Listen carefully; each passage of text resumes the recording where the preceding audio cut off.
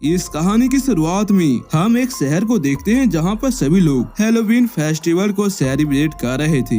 वहीं पर हम एक कपल को देखते हैं जिनका नाम एना और हेनरी होता है। यह दोनों हैलोवीन की सजावट कर रहे थे। यहाँ पर एना बहुत ही ज्यादा थक चुकी थी और इससे बहुत ही ज्यादा गुस्सा भी आता है क्योंकि इस दिन इसे बहुत ही ज्यादा काम करना पड़ रहा था। हेनरी एना को शांत करता है और उसे अंदर जाने के लिए कहता है और एना इसकी बात को मान जाती है। एना सोने से पहले हैलोवीन की जितनी भी सजावट थी उन सभी को यह हटाना चाहती है, लेकिन हेनरी को पता है कि हैलोवीन के दिन हम सजावट को नहीं हटाती।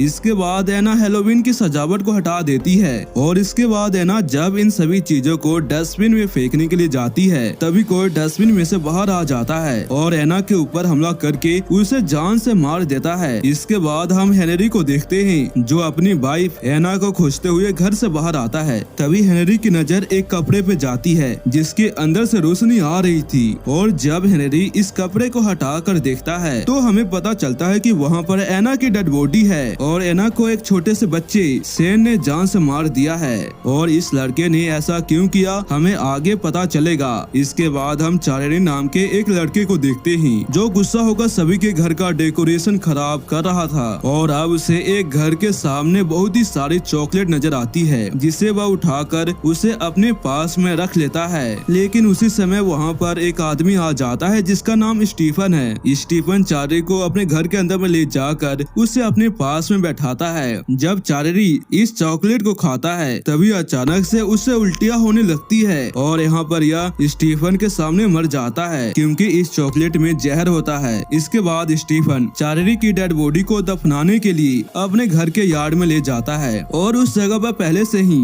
एक बच्चे की डेड बॉडी को देखते हैं जिसे इसने दफना दिया था और इसी से हमें यह पता चल जाता है कि स्टीफन बच्चों को पकड़कर उसे जान से मार देता है। जब स्टीफन इस बच्चे को दफना ही रहा होता है तभी इसका बेटा इसे देखकर इसे परेशान करने लगता है, लेकिन स्टीफन अपने बेटे को अंदर जाने के लिए कहता है। तभी वहाँ पर स्टीफन के पड़ोसी का डॉग स्टीफन के ऊपर में भौंकने लगता है। स्टीफन इस डॉग को शांत करने के लिए चार्ली की एक उंगली को काट कर कुत्ते की ओर फेंकता है, लेकिन तभी वहाँ पर इस कुत्ते का मालिक आकर स्टीफन को डांटता है, लेकिन स्टीफन बड़ी चालाकी से उससे माफी मांगकर उसको वापिस से भेज देता है। इसके बाद स्टीफन जल्दी से चार्ली की डेड बॉडी को दफना कर वहाँ से जाने लगता है, लेकिन तभी उसका पड़ोसी स्टीफन से मदद मांगने लगता है। स्टीफन के पड़ोसी को देखकर हम समझ जाते हैं कि उस पर किसी ने हमला किया है, लेकिन स्टीफन इसकी मदद नहीं करता और घर के अंदर में चला जाता है। घर के अंदर में आने के बाद स्टीफन अपने बेटे को बेसमेंट के अंदर में ले जाता है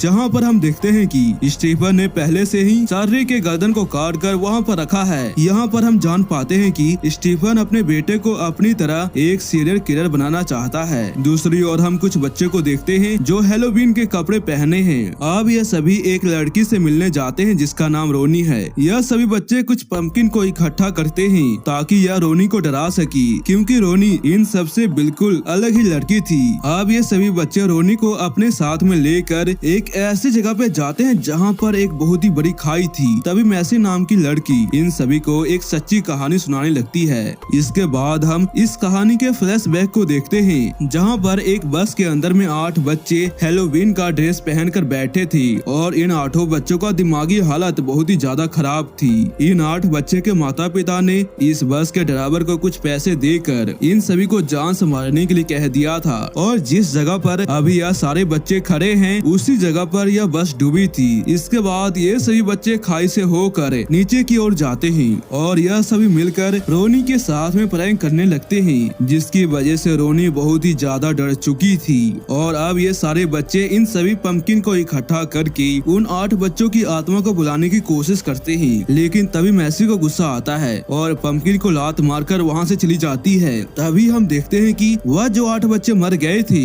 वह सभी जिंदा हो जाते हैं और यह देखकर यह सभी बच्चे अपनी जान बचाने के लिए यहाँ से भागने की कोशिश करते हैं और रोनी के पास में जाकर उसे लॉक खोलने के लिए कहते हैं, लेकिन रोनी ऐसा नहीं करती और ऊपर चली जाती है। जिसके बाद ये 8 बच्चे इन बच्चों को जान से मार देते हैं। जब रोनी ऊपर जाती है तो वह अपने सामने एक लड़की को देखती है जिसका नाम सैम है जो कहानी की शुरुआत में एना को जान से मार दिया था। तभी यह सीन यहीं पे कट कर हमें 4 लड़कियों को दिखाया जाता है और इस लड़की का नाम सैली है और इसकी बड़ी बहन इसके साथ में होती है जिसका नाम डैनियल है और इनके साथ में इनके 2 दोस्त भी थे।